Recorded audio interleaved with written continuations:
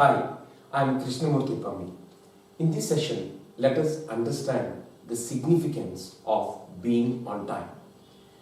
If we analyze the proven characters, let it be on the film industry or athletic industry, sports or corporate domain or in government industry, the famous individuals, if you study, the first attribute that strikes to the people who worked with them is they are on time every time.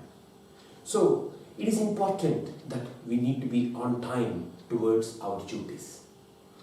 We want to be on time, but somehow we miss to do that. Why? Because we probably do not give much importance to that. Let us first understand the importance of being on time. For example, a student who is attending a class at 8:30 a.m. Let us assume that the student is 10 minutes late to the class. What happens? So he enters into the class saying, "Excuse me, sir, may I come in?" Then all the eyes will be looking at the student. Why this guy is disturbing? Why this guy is late? Even teacher also, though he doesn't directly tell to the student that the student is late, but still the student who is entering into the class being 10 minutes late, that student can feel the impact of the eye rays of the teacher. So he goes and sits in the class. So what happens is, first what lesson the teacher is going to tell and how the progress is happening, and he has to put the books at a proper place, and to get to the tune of what is happening, another 5 minutes it will take. Usually an academic class is of 45 minutes duration, okay, and 15 minutes, because 10 minutes we are on late, 5 minutes we take time to get to the rhythm. What is happening is we lose the context of the class.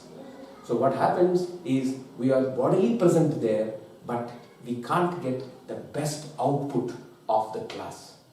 Let us understand the scenario where the same student is 10 minutes early to the class. So the student makes up a mind saying that I want to be 10 minutes early to the class, right? So he makes sure that he reaches the college or school 10 minutes early, and then what he does is he puts his class, he gets a place of his choice, and then what happens is he gets tuned and he enjoys the ritual of wishing the teacher, saying good morning sir, and he's along with the students. So he's actually starting the class with high energy because he's on time, right? And then he starts with the context right from zero. So he starts the class with energy and he gets the context.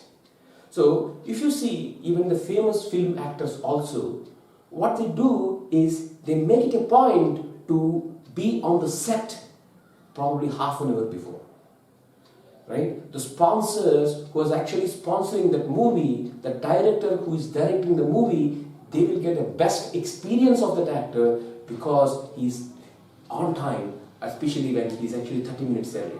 Because he says, okay, now I'm ready 30 minutes early, then when is my scene, and what is the makeup, where is the makeup man, how I should prepare, where is the script. So basically he'll ask certain questions and that gives him advantage and edge. Similarly, in corporate area also, whenever we are attending the meeting, if you are 3 minutes late, 5 minutes late to a specific meeting, though other people don't say, but they make it a point that you are late to the meeting, and that actually impacts.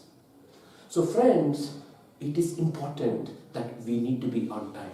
This we all know, but the question is, why are we not implementing this? I have done certain research into this, why we are not on time. Though we understand being on time is one of the competitive attributes in today's world.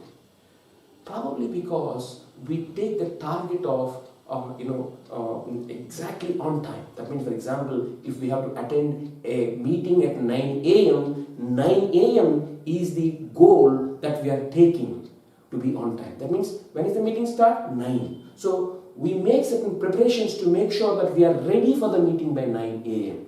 So what happens is 2-3 minutes the kind of here there acts actually making us being late there. This is where I realized a principle called 10 minutes early. So whenever we plan, especially for important stakeholder meetings, or if we wanted to start a drive, a car drive of about 500 kilometers or 800 kilometers long drives, make it a point 10 minutes early. That means if you want to start at 9 a.m., make sure that you actually take the goal post of 8:50 a.m., 10 minutes early. It makes a lot of significance. I have implemented it on a special example. In the year 2000, I was working at Connecticut. So at Bristol, at my office, what happens is when I reach my office 10 minutes early, I used to get many parking lots. If I'm on time, I used to get few parking lots. If I'm 3 minutes late or 5 minutes late, I have to park my car way beyond. So what is happening is I have to park there, come there, I have to make a lot of walk in that particular cold, and then entering office, it used to take more time. So if I'm able to park my car, if I'm able to reach the office 10 minutes early, what is happening is I am reaching office at 8:50 a.m. where my goal time is 9 a.m. and I am getting a parking lot of my choice near to the door. My walk distance is less. I am getting many options to park my car, and then I am reaching out to my office or I am reaching to my seat very early. So that is where a thought came to me, 10 minutes early. So then I started implementing the concept if I have to take a train 10 minutes early, right? So if I have to start at 8:30 at my home, 10 minutes early. That means 8:20 a.m. I want to make sure I start at 8:20 a.m. So to be on time, there are two principles that makes me to be on time.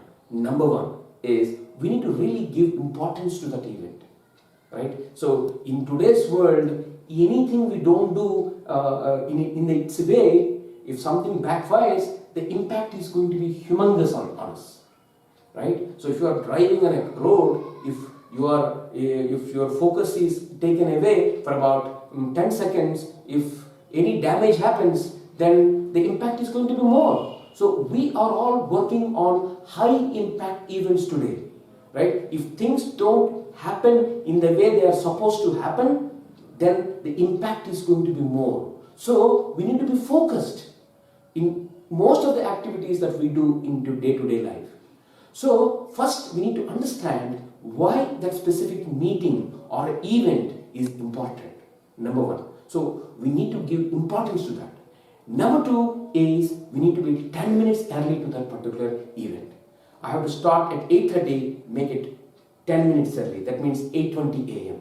So if I take the rule of 10 minutes early and if I start at 8:20 a.m., what is happening is I'm starting 10 minutes early. So I'm going and I'm starting the particular activity with a sense of achievement that I'm 10 minutes early. And it is making me well prepared towards that event. And it is giving me a sense of achievement because most of the people are not able to practice the art of being on time. And when I'm on time, it is giving me a competitive advantage, right? And I also practiced it on driving also. When I start early to a long drive, what happens is I'm driving coolly because I'm not late, right? I started 10 minutes early. So to cover the 10 minutes, somebody has to make so many maneuvers on the road, so many risks to reach me. Whereas I'm going at a cool speed.